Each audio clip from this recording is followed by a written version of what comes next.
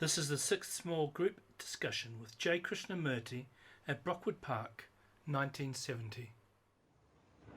Shall we go on with what we were talking about yesterday? Shall we? Yes. Just as we finished yesterday, someone sitting over there said, the thing that observes all the fragments in their totality must be impersonal. You agreed.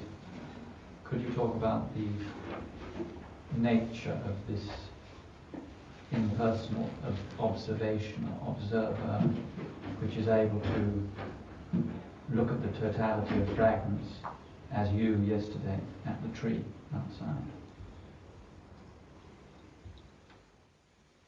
That's rather the tail end of it, wasn't it? Won't somebody go over what we discussed yesterday? We were saying yesterday that the fundamental cause of all this conflict and misery is this fragmentation of the mind in all its activities. This fragmentation exists in every department of our life. The scientist, the artist, the bureaucrat, the housewife, the politician, and so on, and the priest. And is it possible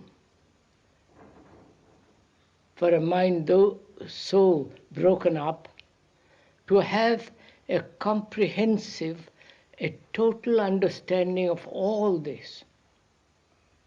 And we said it is impossible.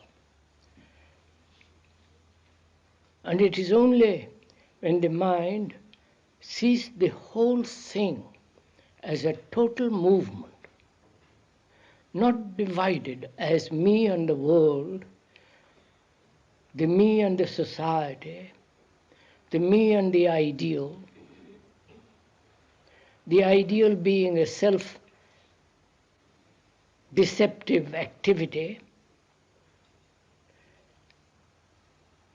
It's only when we can see this life, this universe, the extraordinary nature of ourselves and the thing round us as a whole, then only there is a possibility of an action which does not breed further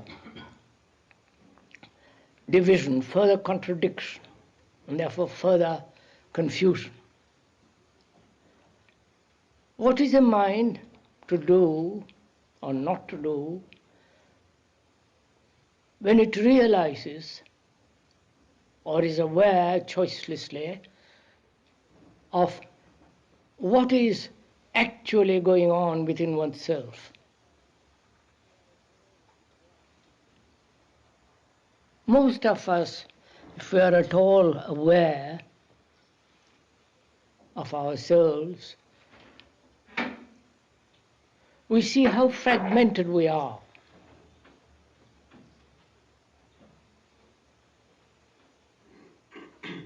How our activities contradict each other.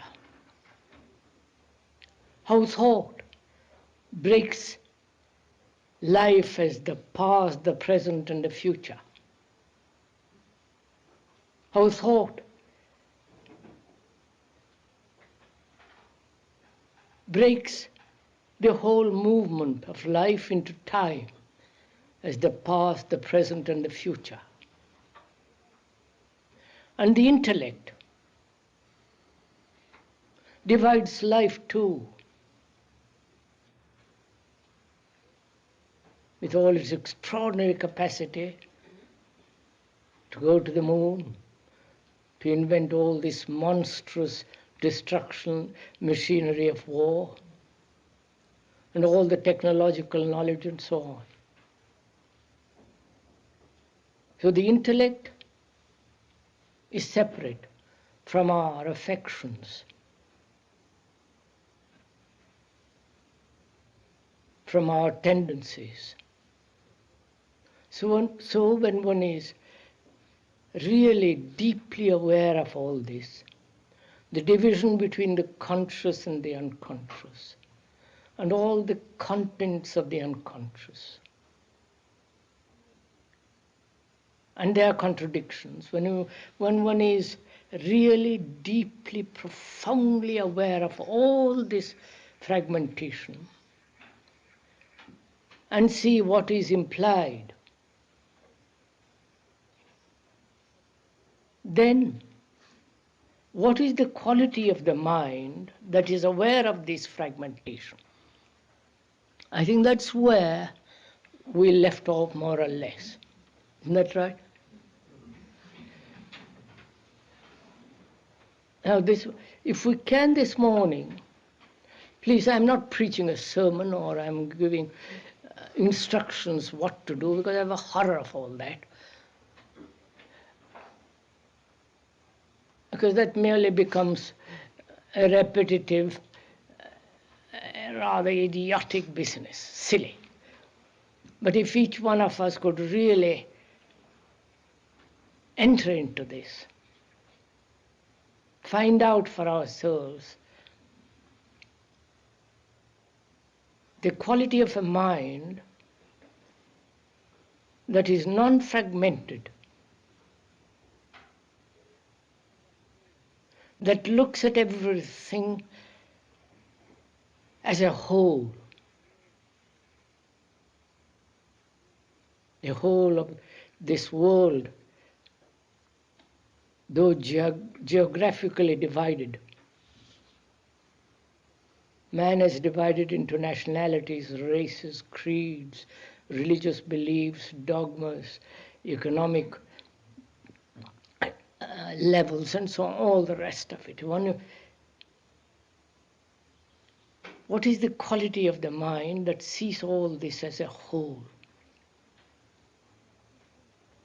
So that that quality doesn't bring about any conflict outwardly or inwardly in its activities.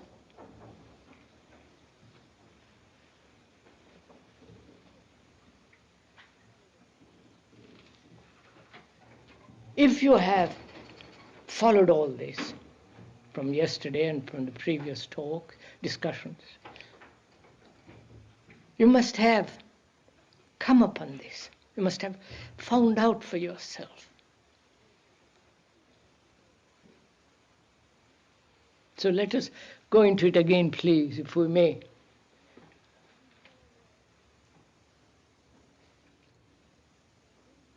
Is one aware, without any purpose, without any choice or without any direction, prejudice, of this fragmentation?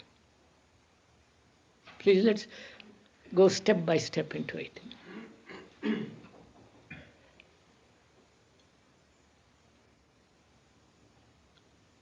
Are you aware of it?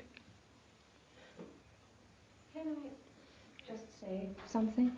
I feel aware to a certain extent. I only discovered your books a month ago, so I've never read very much at all. Don't bother to read. No, scrap it.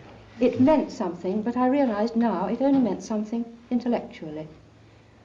Since I've come here, I've been trying to understand what you say, and I can remember I have had a moment when I have felt, when I was painting abroad, when all tension had gone, when I looked at the landscape and I could have absorbed everything that was there. It came in.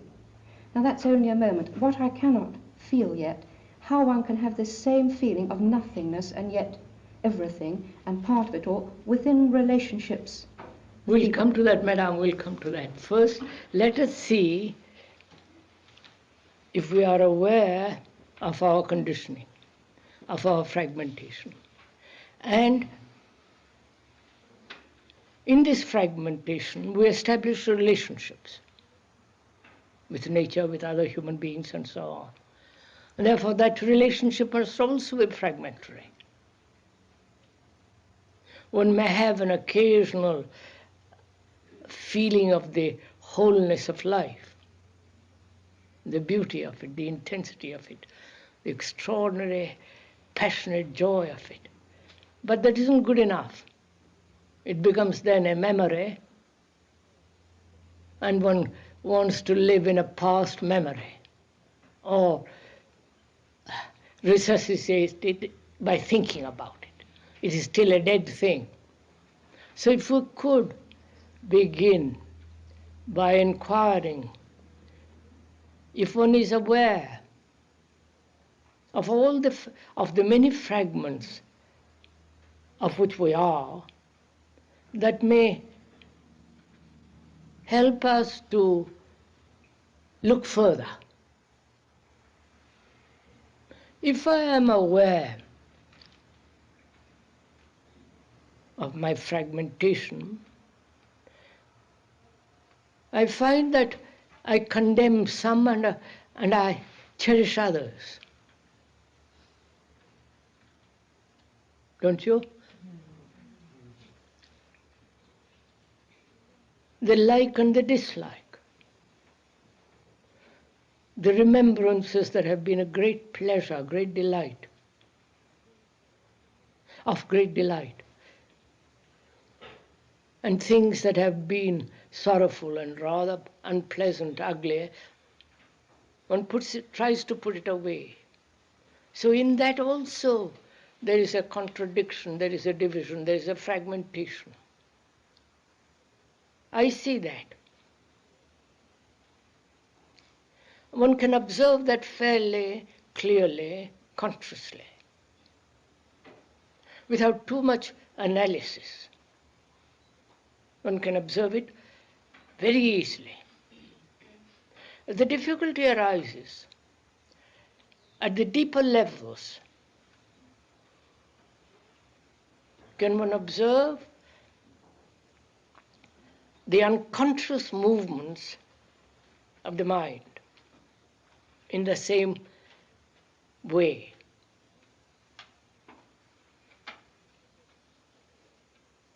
And then discover really that there is no division between the conscious and the unconscious at all.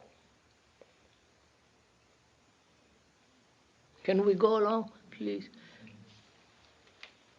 No, please don't share it. Let's share it together. Don't let me sit on a platform and talk a lot of words. That's no meaning.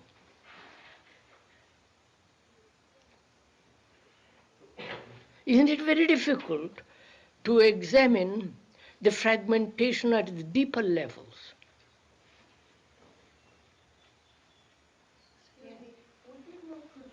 Does it not produce sometimes intense suffering? And how can one overcome the suffering from being a spectator of this fragmentation? Why should you suffer, madam, when you observe?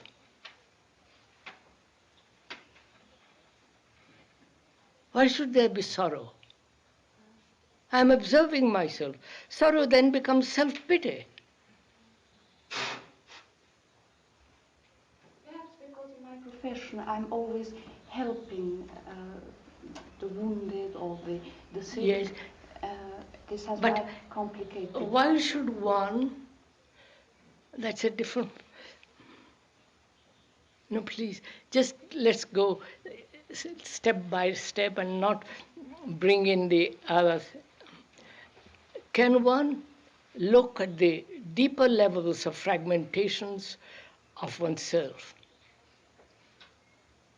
How does one look at the unconscious? Huh? How does one look at the unconscious?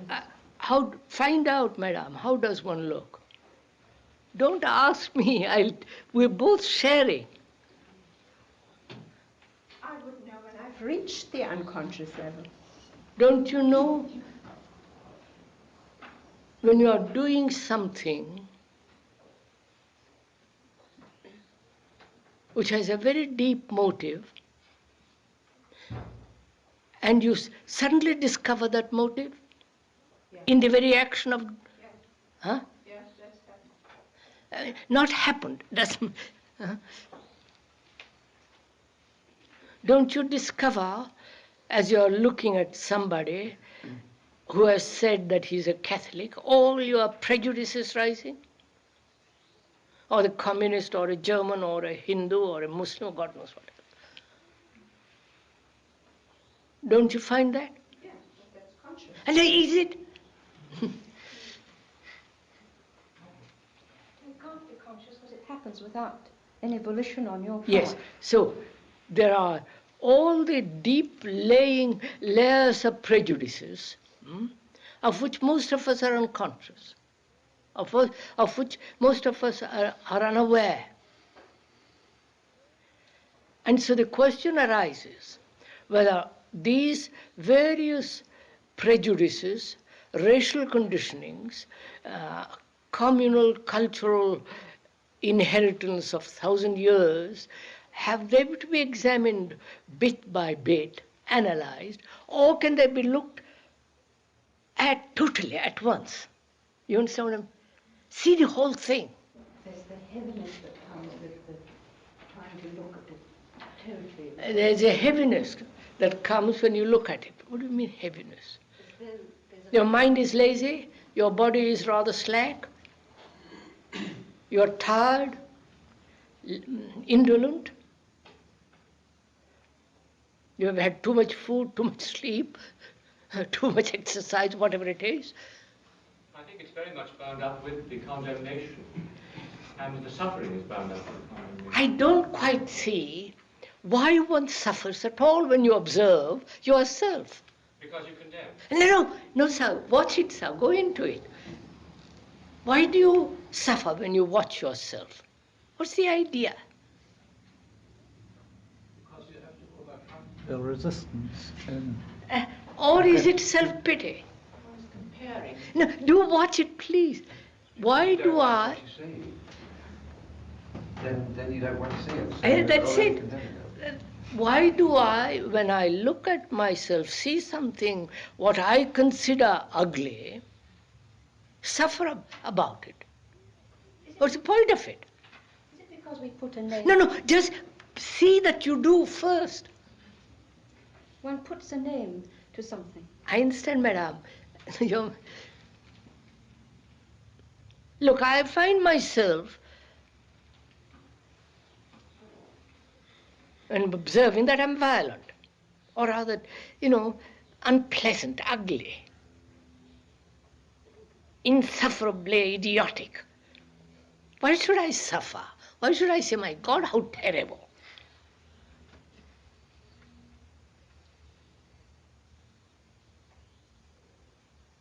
Is it that I have an image about myself, a beautiful image about myself, which says you can't be that, you mustn't be that? Do please inquire into it.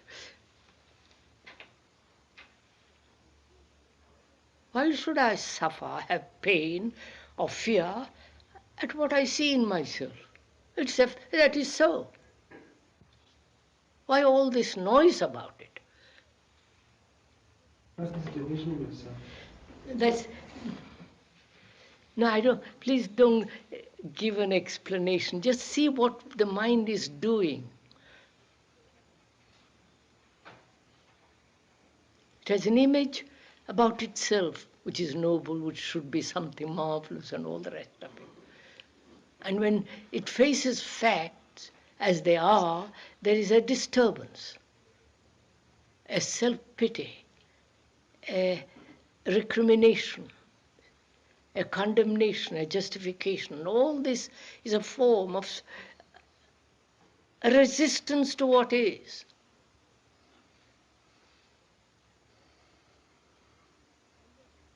So how can you overcome that resistance unaided, without the help of somebody else? How can you overcome that resistance without the help of somebody else?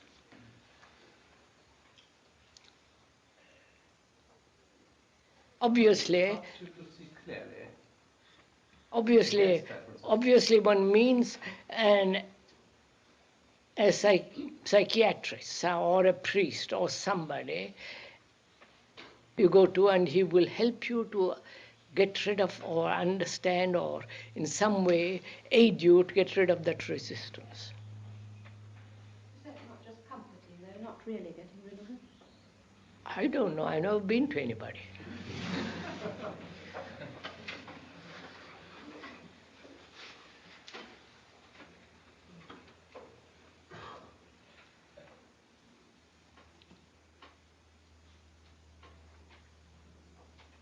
What do you mean by resistance? The more entrenched someone is in the dream ideal of what they ought, must, should, might be, the more... Why, sir, I know. Do you find you resist? Yes. And why do you resist? Find out, go behind. Don't give me an explanation of it.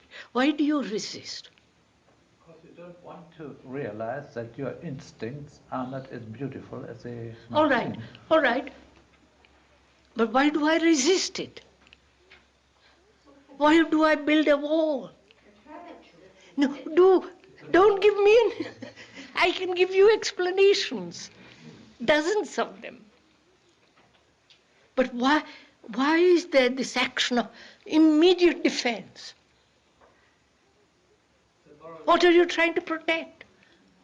Vanity, pride. No. See what is implied, sir. Go into it.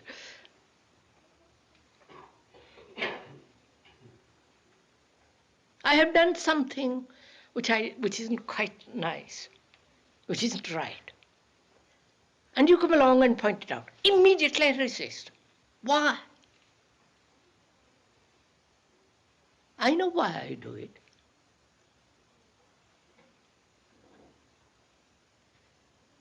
First of all, I don't want you to criticize me. I don't want you to find out what it actually is. I want to cover it over.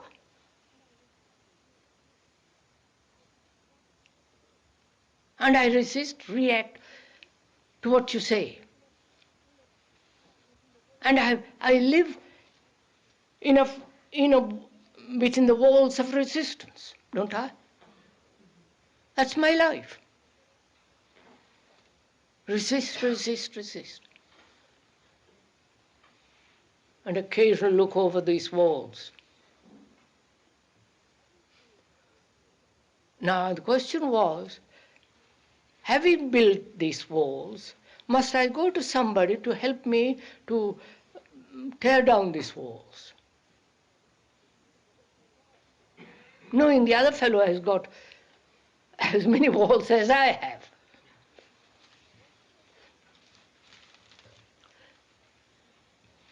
Why should I go to anybody? Why should I seek help from anybody? Come on, sir. Because I don't know? Because I don't know what to do?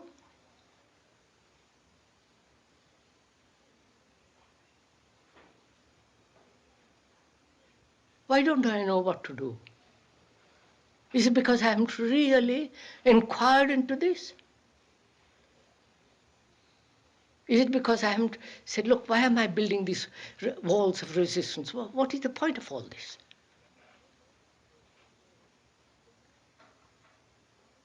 And I know more I build these walls, the more my mind becomes shallower, emptier, pettier, shoddier. You follow? It's more and more ugly.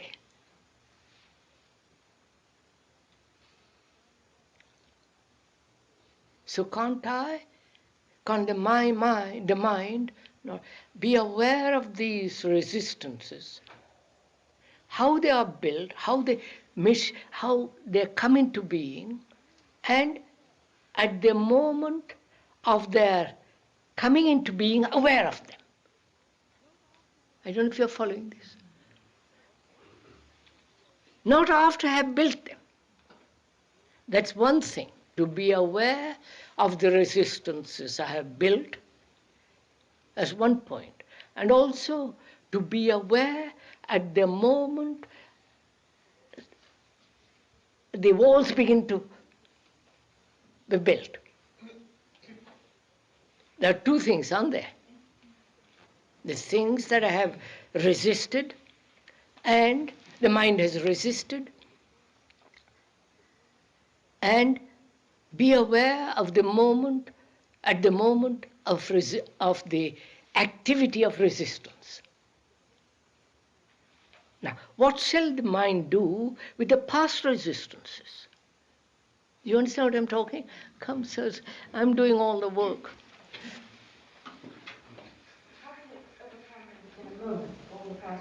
And we're going to find out. We're going to go into it. What do you mean by how can the mind overcome the past resistances? Surely the mind is just one or a group of fragments. That's what I want to get at. Slowly, come into it, sir. Go into it. You will see it in a minute yourself.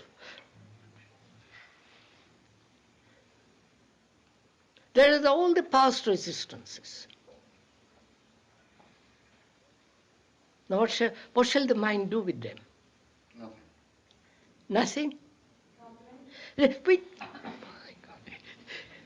Find out, madam.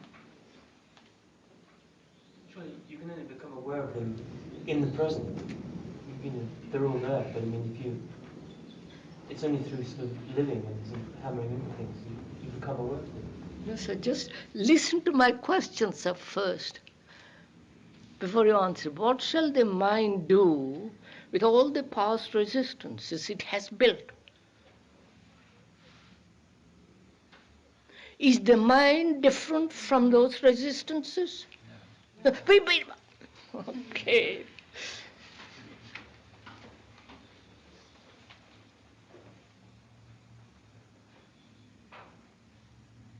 The mind has, therefore, the mind itself is the machinery of resistance. No? Please don't accept this. Just look at it very carefully.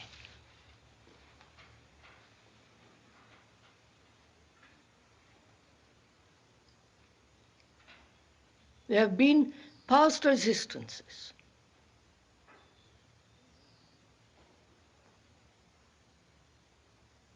And these resistances are part of the mind.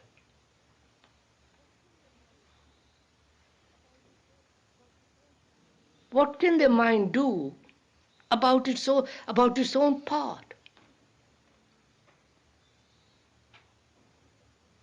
which it has built? I don't know if you're following this. No, I don't follow. With what part does the mind look at the past resistances? What is the part of the mind which is looking? A part looking at the various other parts is not a look of a mind that comprehends the whole, right? We have that. Be quite sure of that. I mean, not verbally, but actually. A mind that is fragmented cannot see the whole. Now, we are asking a question, which is the mind which has built many resistances in the past, of which I am, how can that mind be rid of it?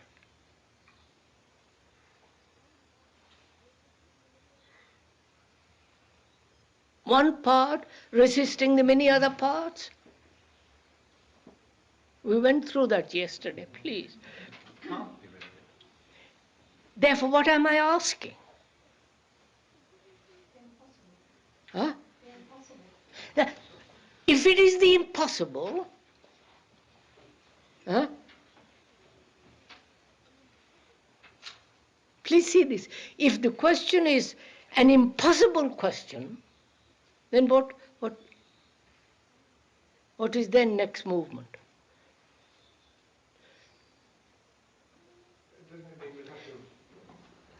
Forget about the items of... No, there is no question of forgetting anything, sir. That is... to forget items in order to concentrate on resistance itself. No, sir. No, my question was, the mind, frightened, wanting to protect itself, has divided itself through resistance. Right? has separated itself in order to protect itself by creating walls of resistance. Those resistances are part of the mind in time. They have happened yesterday, and that they are. Now, I'm asking a question. What can the mind do about it? The mind, which is part of that. When I ask that question, it may be a wrong question altogether. Do you have to use the mind? It's a wrong question. Can watch the actions and query the motivation for any action. What's up? It can watch the action instead of the mind and inquire into the motivation of these actions, which might lead to I can't quite hear, sir. I say it has to watch the actions such as they are being committed every day and go into the motivation, the inner motivation for each of these actions. Go into the motivations of these resistances. These actions. Yes, the action and the motivation of these resistances.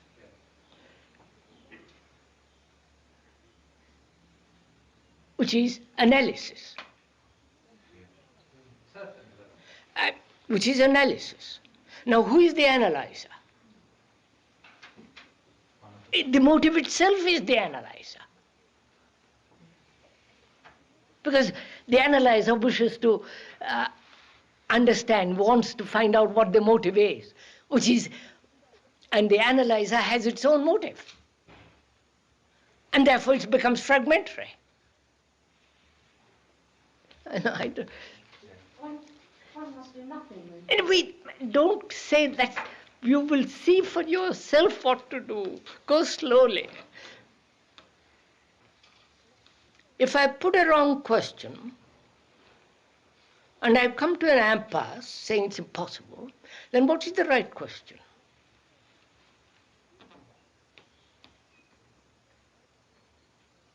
Is there a question, right or wrong? Which is the mind itself is the machinery of resistance. Right? And now, please don't agree that. You follow? Thought resists. Because thought has created a certain image of itself and wants to protect itself and resists. And this resistance is a division. Me and not me. My country or all the rest of it. So thought is the factor of resistance. No?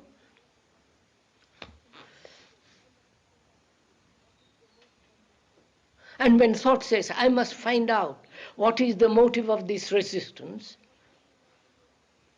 then thought itself has a motive for finding out the motive of these resistances.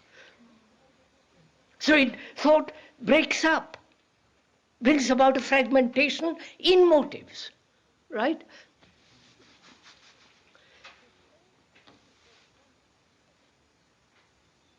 So thought is responsible for resistance. My belief, I believe in God, whatever that may mean. And I resist a man who doesn't believe it. No? And when he begins to question, do you really believe it? Does it actually, you have, all the rest of it, probes into it, and you kind of want to hit him.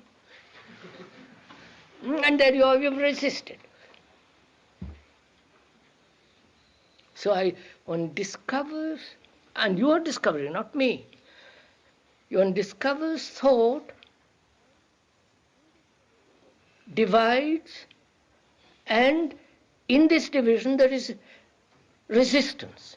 Resistance is part of this division.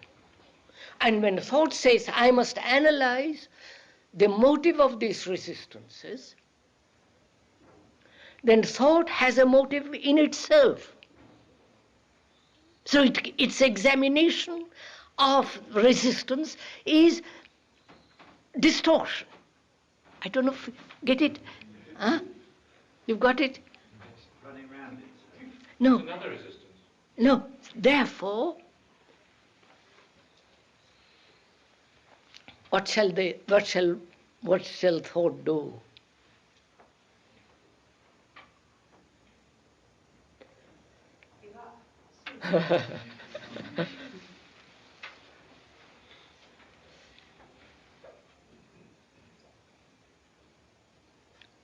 So it's really very important to understand this. Please give your mind and heart to this, because it's extraordinarily interesting if you go into it. But you see, if thought says, what shall thought do?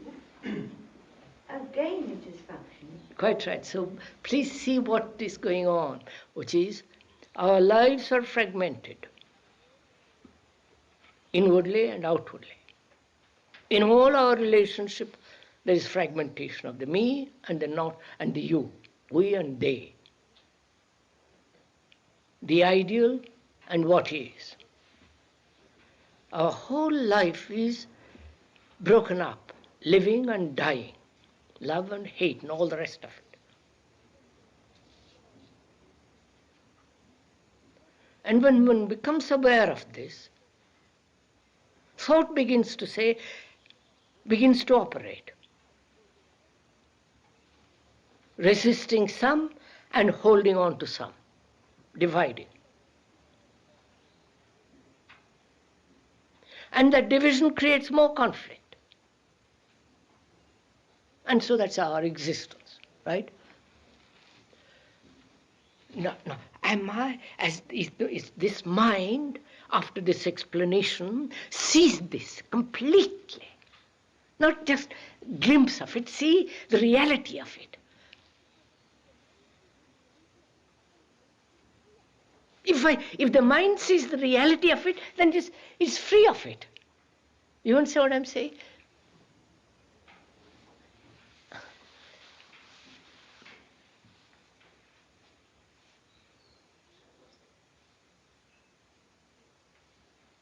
The reality of what actually is.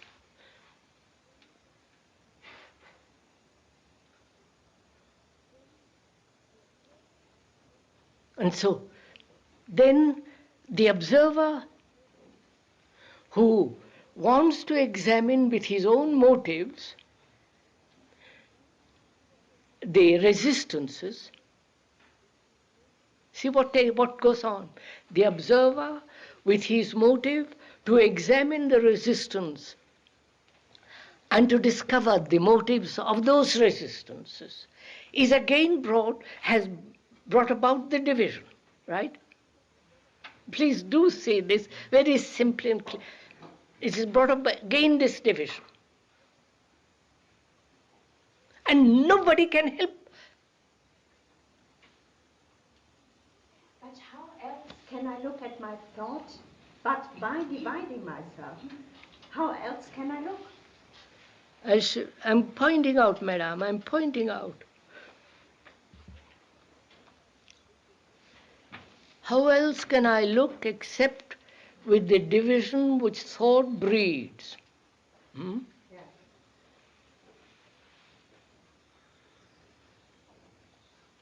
How can I look at anything without thought? How do you say? Why do you want to do it? Why do you want to look at anything without thought? Because we've just discovered that thought fragments everything. How do you know? Who has told you? I can observe it. Huh? I can observe it. Wait, madam, who has told you? First you told me, And- and then I observed. If somebody tells you are hungry, does that make you hungry? Maybe it made me conscious that I'm very hungry. No. Nobody has to point out to you that you are hungry. You know jolly well when you are hungry.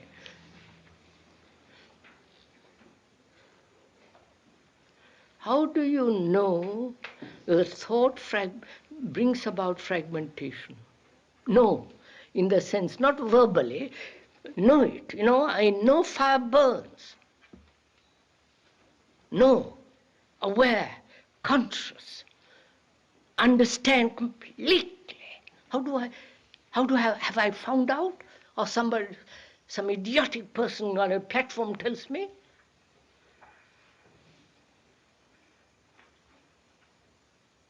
It's a matter of one's own insight, really. What's that? Insight. No. Do you know because somebody tells you? Please find this out, sir. This is a very important question. Do go into it. Do you know that thought brings about fragmentation because the speaker said so? Huh?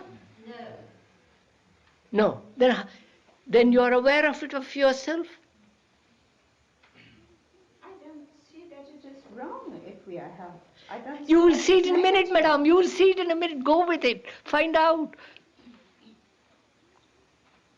If the speaker tells you this and you say, yes, by Jove, he's perfectly right, he's logical, you can see what he means, and it is so, right? Now, that is one thing. But if you actually saw it, understood it, completely, it's yours, not the speaker's. But you can accept a gift. But then you lose. Wait, if you can accept a gift, it all depends who is giving the gift.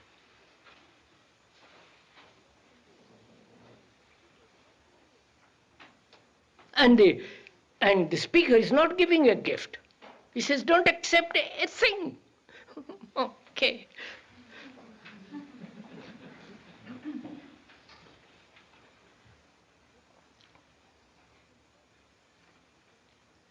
Now this is important to find out.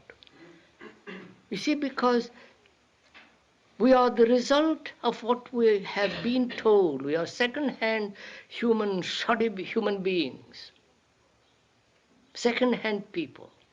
And somebody comes along and says, look, thought divides. It brings about conflict through resistance.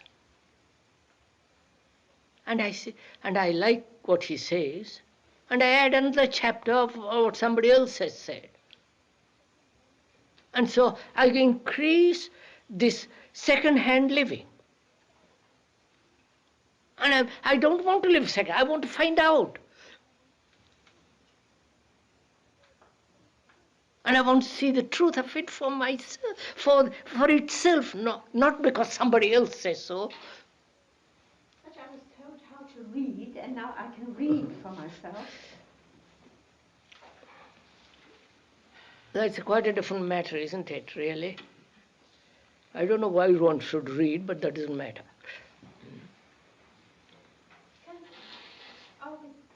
I feel I'm beginning to sort of see something universal.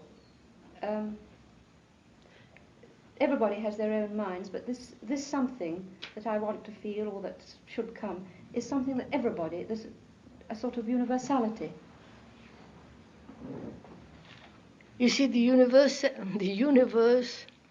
this whole world, to look at this whole world, the universe with all the contradictions, the human misery, human torture, the loneliness, the lack of love, the wars, to see the totality of this movement as one. You understand? Not war against war. I'm against war. Or this or that, broken up. But to see this movement as a whole. You know, when you see it as a whole, that is quite different from seeing it in fragments. And then your action is entirely different.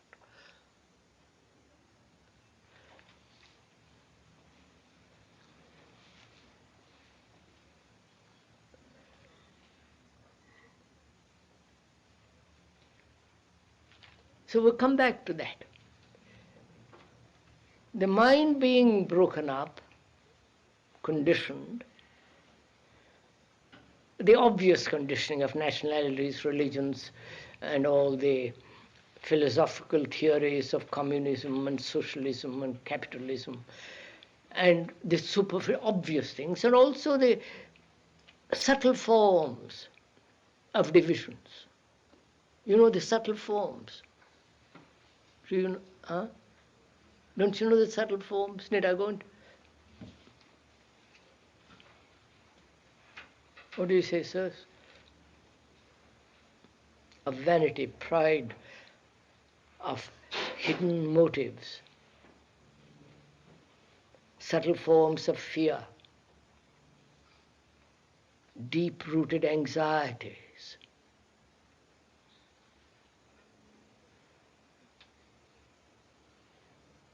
which respond instantly when there is some kind of crisis arises, and so on. Now, that's our living, all in fragmentation. And a fragment, and one of the fragments assumes the authority of the censor. And that fragment is going to analyze the rest of the fragments, which is obviously absurd. Because that fragment divides itself, separates itself from the rest of the fragments and says, I'm going to analyze. And therefore, in the very analysis, it is breeding a division, right? I mean, isn't this obvious? No? So, isn't it the same process when the observer observes? what's that? Isn't it the same process, well, a similar process when the observer observes? Analysis, yes. Divides.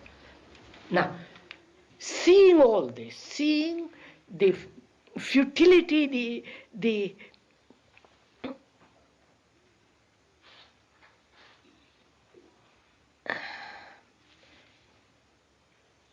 how extraordinarily subtle the whole thing is, the mind says it's impossible to get out of it.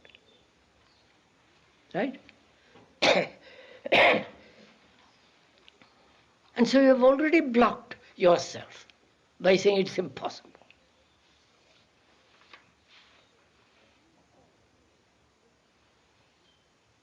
And being caught in the impossibility of it, there are all forms of neurosis.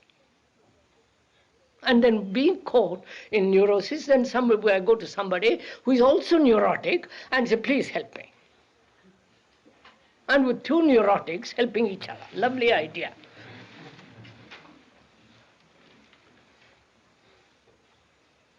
The one has a label and the other fellow hasn't got a label. That's all. So, seeing all that, please let's proceed.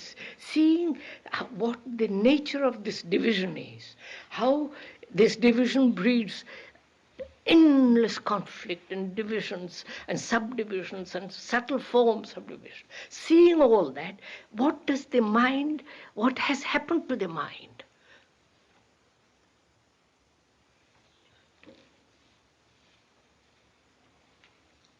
It's seeing things as they really are. It doesn't seem to be there anymore.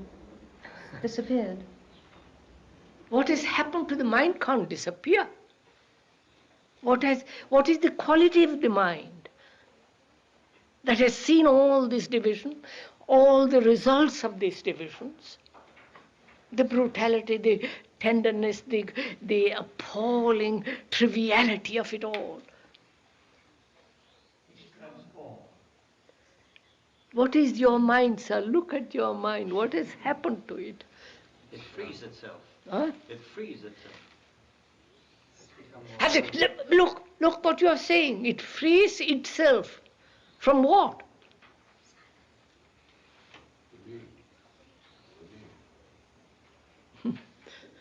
When it frees itself from the fragmentation, it is still part of the fragmentation. It has a certain sharpness about it. Oh yeah, it has now you have got a certain sharpness of words of perception, and you have become pretty smart in repeating all this. Okay, what does it matter, all that kind of stuff? Well, I don't mean that it becomes pretty smart. I mean that it has the ability to observe. To observe, yes. Now find out, so what is the nature of that observation? The mind hasn't disappeared. No, it's still there. It's still, I mean, It's silent. look, huh? It's silent. No, madam, don't guess, please don't guess. Look, you have observed this division, first of all. Logically, it has been explained, outwardly and inwardly. You have listened to it. You have seen what resistance does. Resistance is brought about by thought. Thought then says, I must investigate the causes of these resistances, what the motives of this are.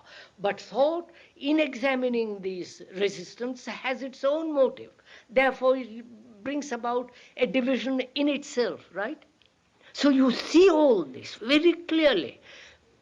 It has been explained, and the explainer says the explanation is not the explain, the word is not the thing, and so on and so on and so on. So what has happened to the mind that has observed all this?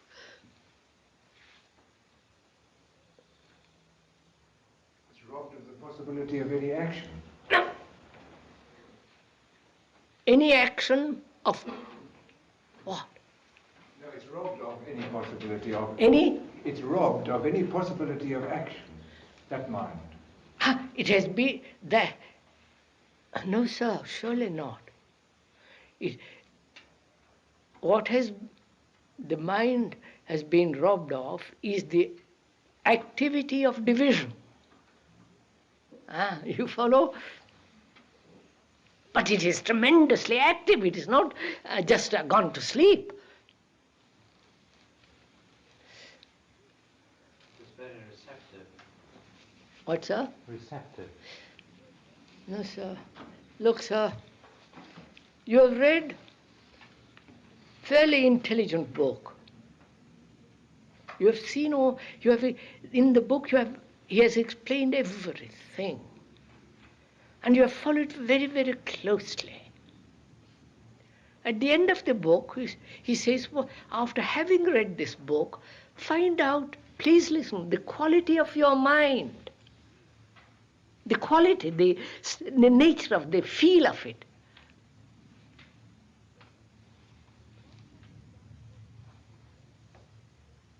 Not what it does, what it doesn't do, what it sees, doesn't see, whether it's silent or not. What is the quality? You understand what I mean, quality. When you think of quality, you have to make a comparison. No. All right, then let's use another word. What's the nature of it? What has happened to it? Let's put it that way. What's happened to it?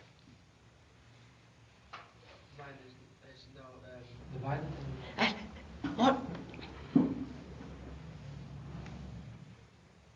So you have done a great deal of exercise regularly for the last 5 years.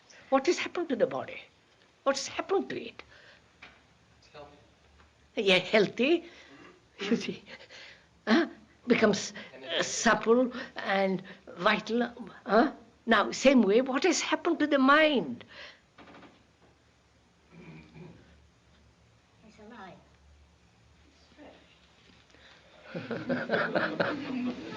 I give it up. I think it's alert, sensitive. You want to know the nature of it? Would a cornered rat, would that...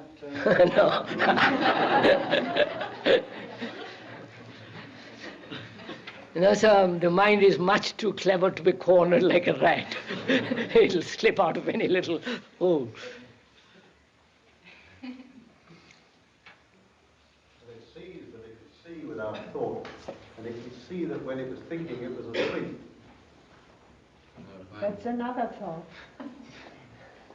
No. So don't you find you look at things entirely differently? I daren't suggest a thing.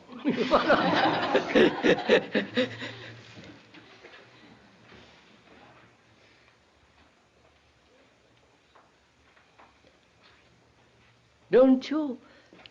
Oh, what can I say?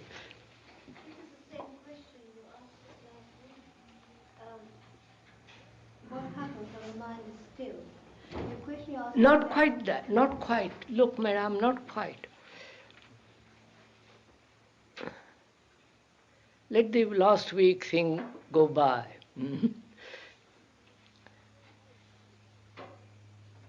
You know, your life is divided, isn't it?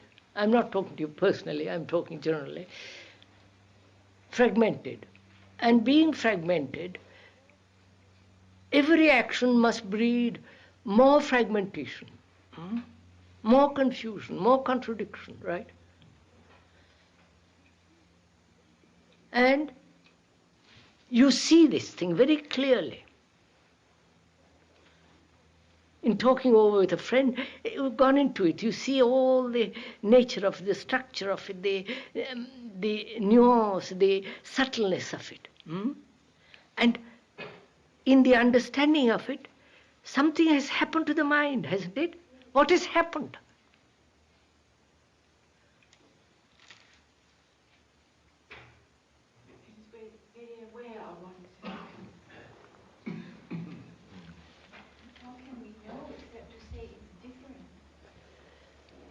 I don't know, it's no good you're asking me. Find out what has happened to it yourself.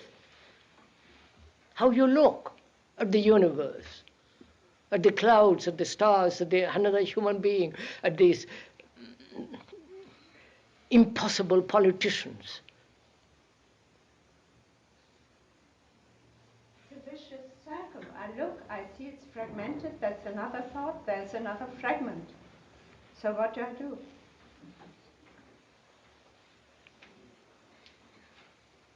Then, madam, you haven't read the book properly. It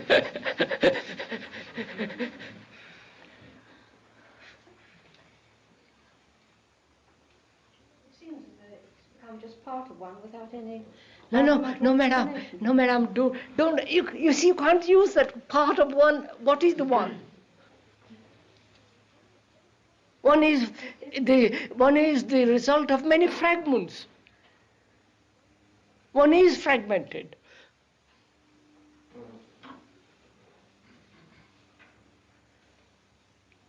One must speak from oneself. Here, look, sir, do you look at that tree? Do you look at that tree differently? Yes. Find out. Do you look at that tree, that's a cedar, differently? In the sense that there is no observer looking at that tree, the observer being all the thought and memory, all the rest of it. Do you look at it and yet not say vaguely, oh yes, I look at it? In the look of that tree, the space between the observer and the thing disappears. Not that you identify yourself in it. The space created by thought disappears. Therefore, your look at that tree is entirely different.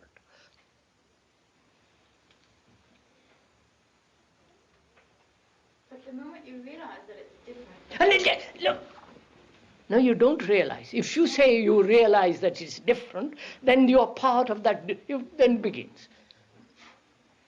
I'm asking you how you look at, how the mind looks at that tree. With acceptance.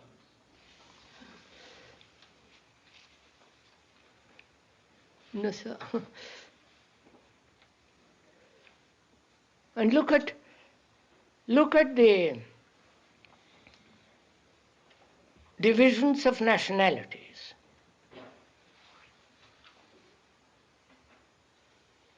Look at it, sir. Observe it very closely. Each country with its government, with their parties, with their self-interest, not only of the party, of the politician, but also of the national community and group, opposed to the other group, each talking of brotherhood, each wanting to unify, each wanting to, and each keeping itself separate.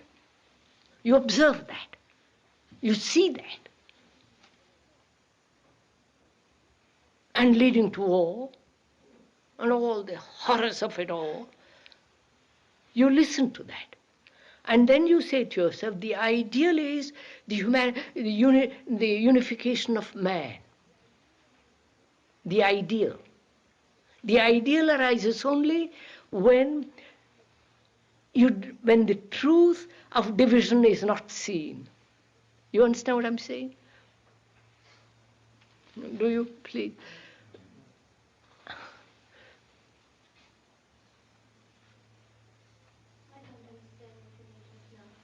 The ideal arises when you see, when you don't Look, see the somebody listens to this and says, yes, that's perfectly true. Nationalities are a curse. They divide people. Self-interest and all the rest of it. The ideal is that there should be one human group. Everybody concerned with... so that everybody has food, clothes, proper education. It can be done. For God's sake, it can be done. And you listen to that. And your thought begins to operate. And you say, by Jove, that's a marvelous idea. Lovely concept. Because it intellectually, emotionally, you feel for the human being, it's marvelous. That's the ideal, right? And then what takes place? You want to carry that ideal out. Therefore you organize it. Therefore you're back in the old monstrous trap again. Right? Whereas if you saw the truth of it, not the conceptual truth, but the actual truth of it, what division does, then your action is entirely different, isn't it? You are not an idealist. There is no ideal which divides. But you say, look to people. You then become the teacher. You follow, you tell them. You're burning with it.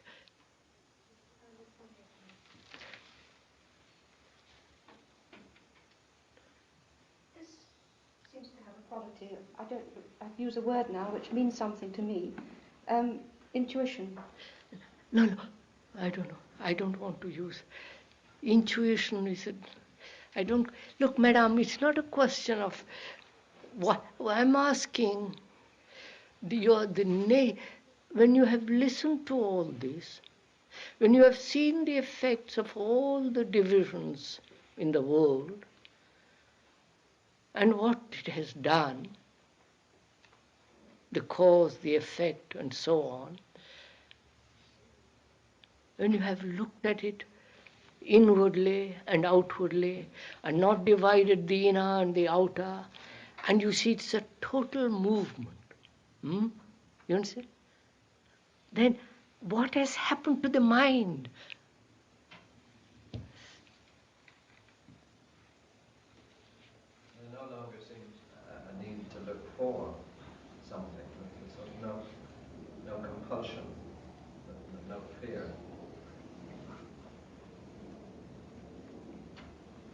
Still. Just look. Hasn't that mind, isn't that free of all the stupid ideals? Huh? Yeah. Everything. Be careful, I'm going to trip you up. Of all the ideals. And you realize how the ideals divide action. Right?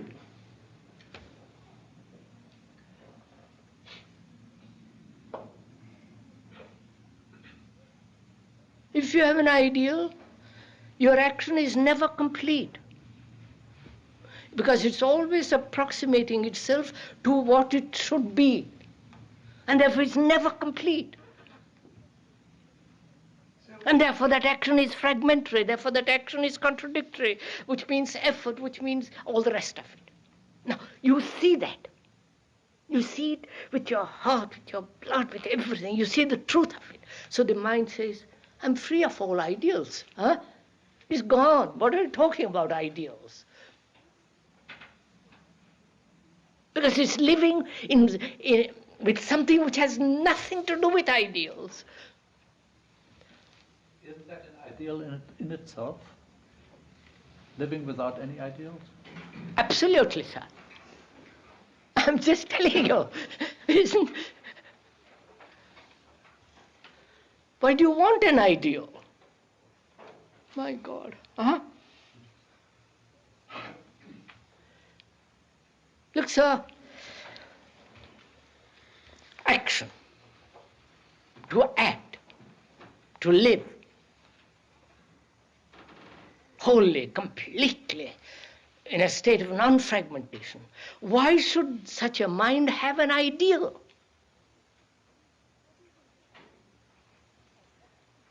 What is an ideal? Of what should be, right? Or what must be, what is noble, an ideal. And it's always at the end of time, somewhere else. And the fact is, what is? In understanding what is the use of having an ideal? Oh, for God's sake, this is so clear. Which doesn't mean I live a stupid kind of irresponsible life. I see the futility, the idiocy, the whatever name you like to call it, of having an ideal, because I'm concerned with what is and the changing of what is. And I see the ideal prevents the revolution of what is.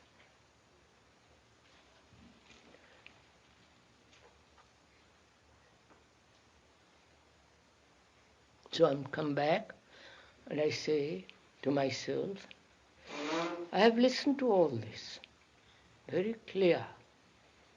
I've listened to it with real attention in my heart and my mind. Not the division, but my whole being, I've listened to it.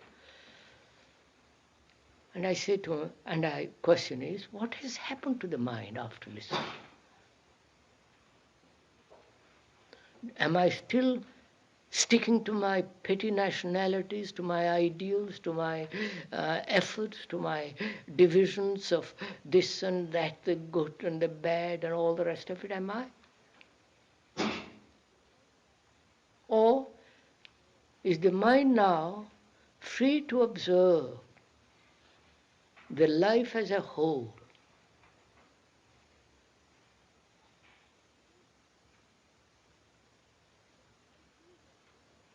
Look, sir, look, life is a whole thing.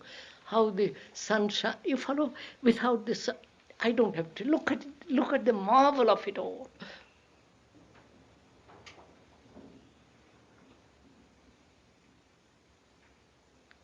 And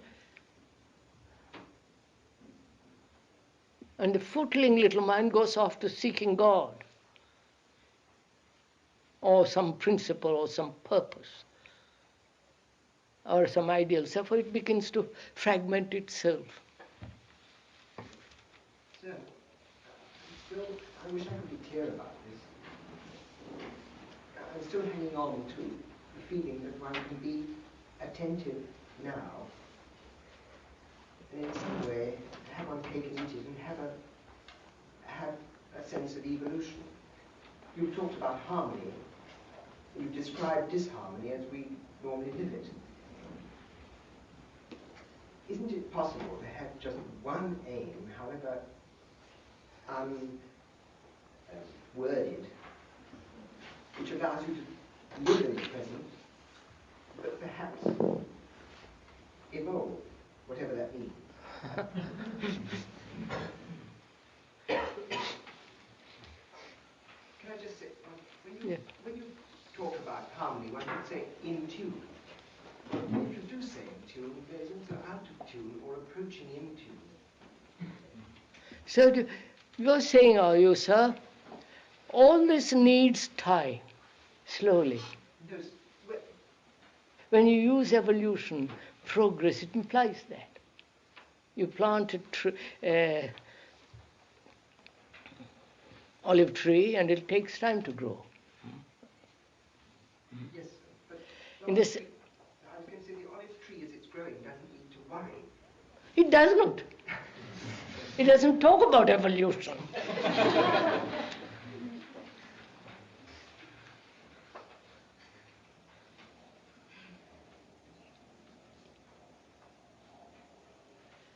I wish we could wipe away from our minds completely the idea of evolution, progress. Then you will. Does the mind become selfless? Beg pardon? Does the mind become selfless then? No, madam. I don't know what you mean by that word, selfless. Not self-centered. You see, these are all words I don't understand. When we abuse the word, which has been clearly defined and understood, and we have gone into the word of division, separation, fragmentation, broken up. We know what that means. A self-centered mind is a fragmented mind, which doesn't mean when the fragmentation ends that the mind is selfless. It has quite a different quality altogether. It seems that the mind has the capacity to focus light on what is in the moment. That's right, sir. And the focusing of that light of what is at the moment is not possible if there is any form of a future concept. Right? I cannot look if my eyes are over there. If I have given my energy in living an ideal life, I cannot look now.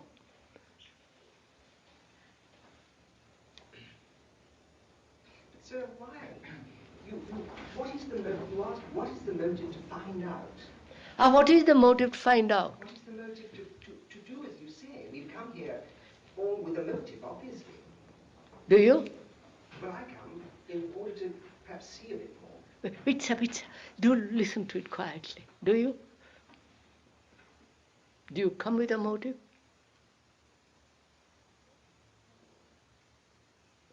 Or do you come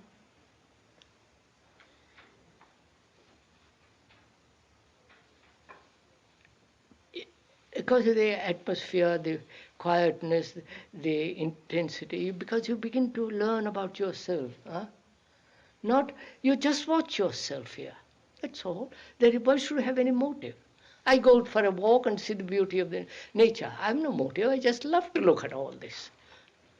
That love is a motive. Is it? And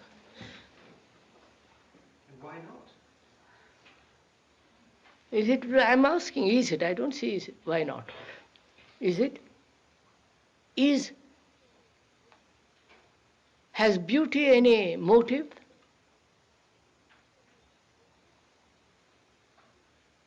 Pleasure has a motive. The appreciation of a marvelous sunset, or the lovely trees in the wind, or the stillness of these trees. Is there any, in that beauty, is there any motive inside me, inside the observer? It has a motive. If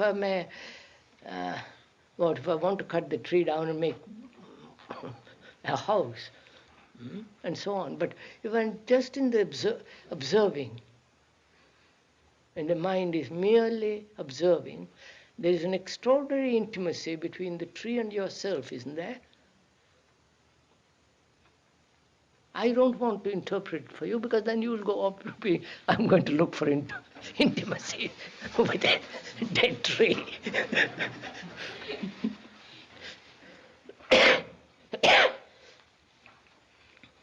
tree is a physical object.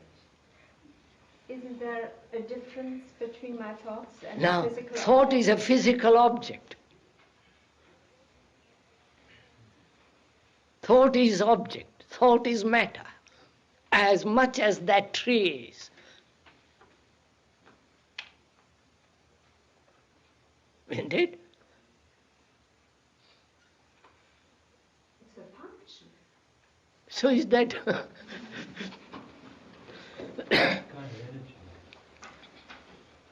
So, the people who talk about spiritual life and yet are terribly involved in thought, they are really unspiritual. Because thought is matter. Well, if thought is matter, then my next idea would be then there must be something which is not matter.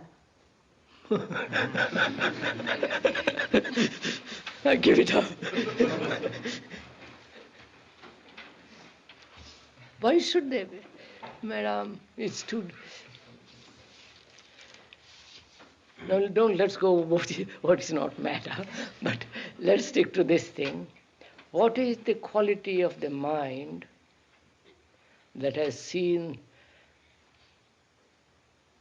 division and the cause and the effects of division? Seen, understood, seen the truth and the beauty in the truth of all this. What has happened to that mind? I wish you could stay with and find out for yourself.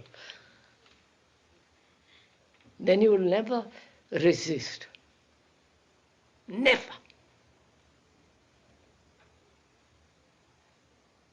Because you will have nothing to resist.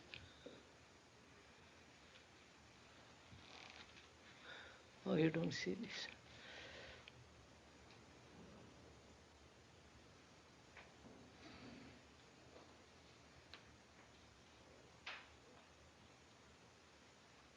Therefore, one has to go into something which is, what is love? If love is a form of resistance, is a form of pleasure and all the rest of it, division, then love is a miserable affair. No? And that's what we know as love. I love you. I must possess you or dominate you. You are mine. Huh? Therefore, you don't belong to anybody. Therefore, when you look at anybody else, I'm jealous, I'm furious, angry. There it is. That's what we call love. And in that there is this division. The me and the you. The me built up with all the pleasures, sex and comfort and companionship and the nagging and all the rest of it. The thoughtless movements of relationships. And there is division. And that's what we call love. What happens to the mind and to the heart, which is really the same thing, I'm just dividing it for convenience. What happens to them when there is no division at all? That is, when the mind and the heart have understood the nature of division, understood it, felt it, lived it, seen the truth of it, what happens?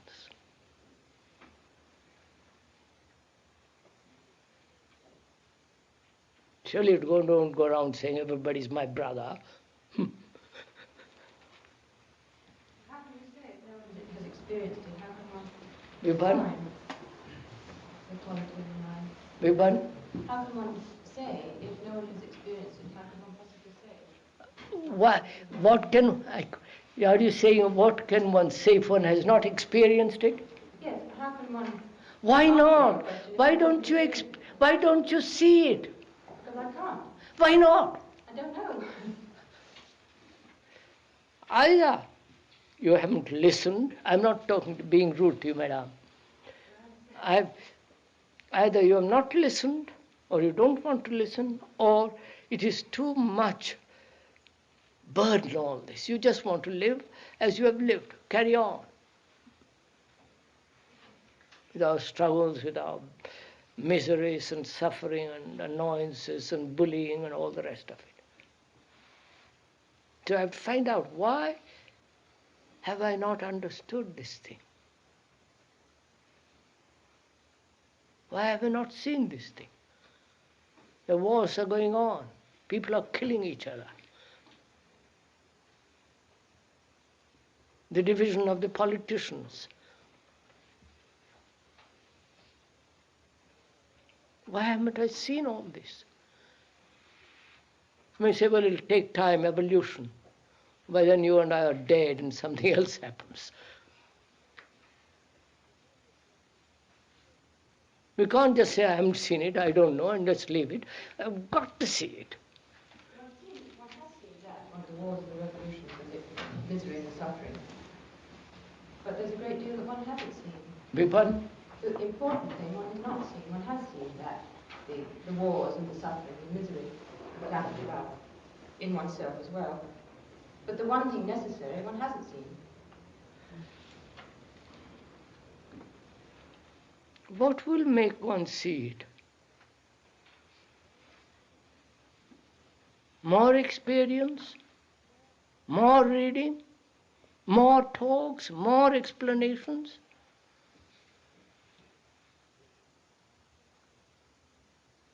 Knocks on the head? Things being taken away from you? More confusion, more sorrow, will that help you? Or all that will make you more and more resist, more and more tight?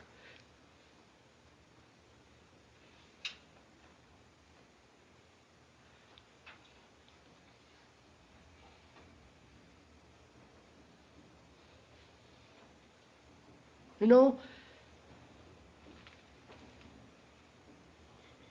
once you saw in India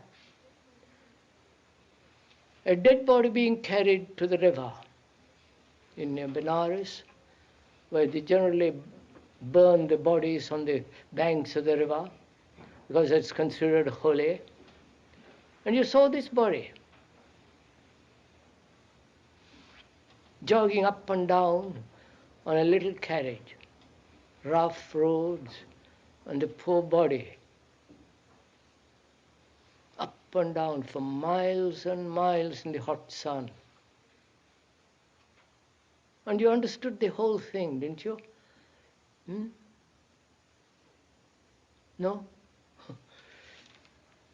You've seen it all, haven't you? Death? Who is going to give you experience?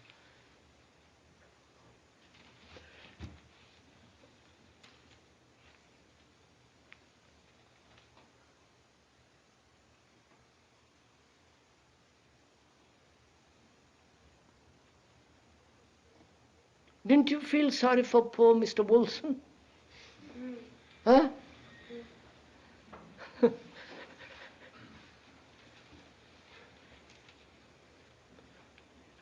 And if you're conservative, you say, my God, I'm so glad. There it is. If you understood those two, if you looked at those two in and out, you have understood the whole of life.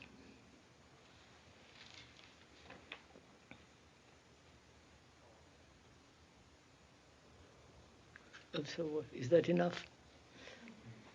What time? Almost half past.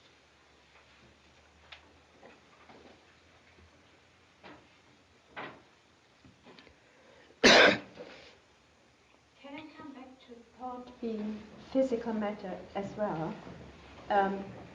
As our mind is built up of thoughts, there must be something physical we can do about it.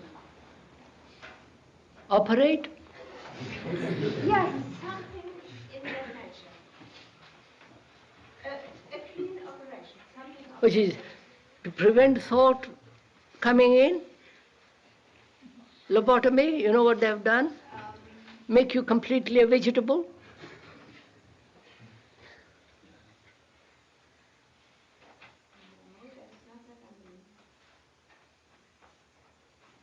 If thought, as you say, is as physical as the trigger. Not I say. But, all right, I can feel it moving in my head, so I feel it's physical. Then there must be something physical we can also do to make it cease, perhaps. They have tried it, madam. I know a monk, poor chap.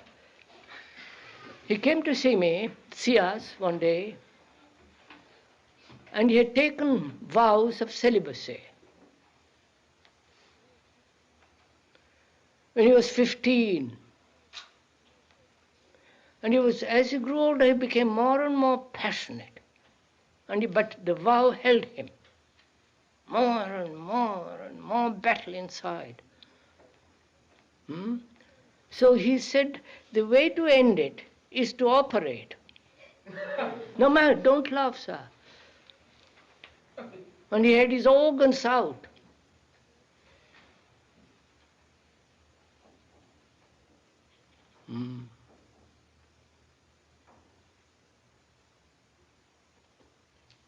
He didn't stop it.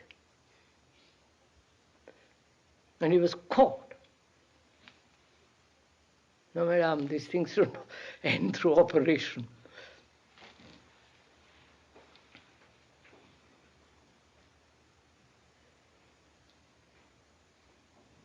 And he said, what am I to do? I've destroyed my life.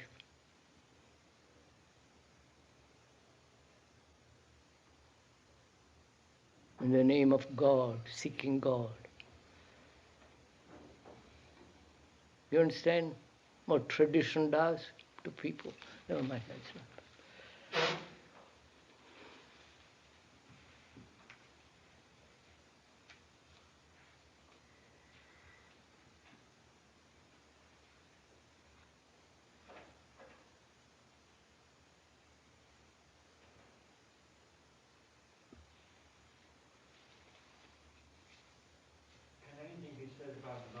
Positive. Love is only positive when there is no the negative qualities to it. When the mind is no longer envious, comparative, seeking pleasure, fear, and all the rest of it. When the mind is no longer ambitious, competitive, comparing. So then it's quite a different thing.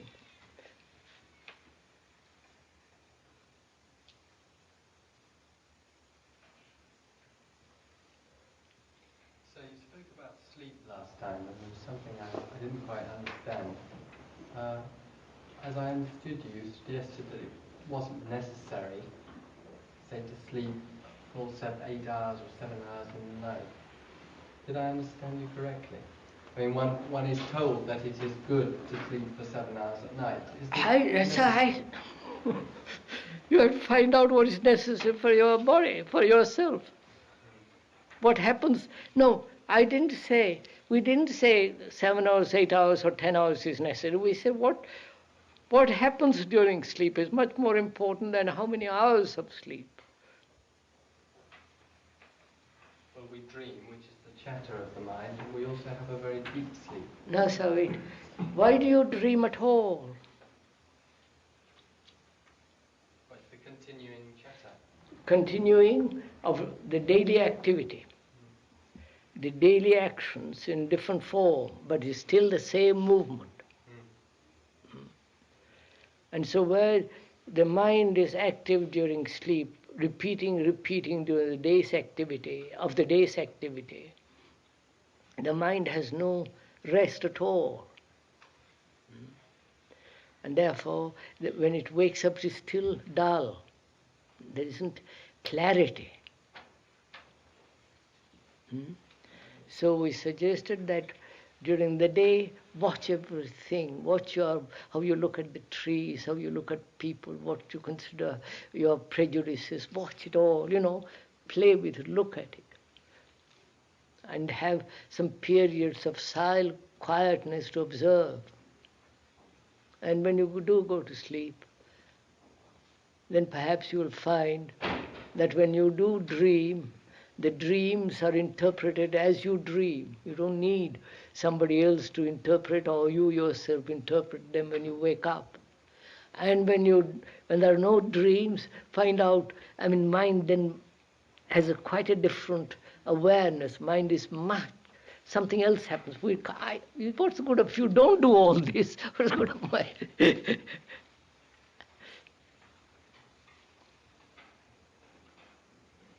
See, when you sleep, the divisions of daily life go on.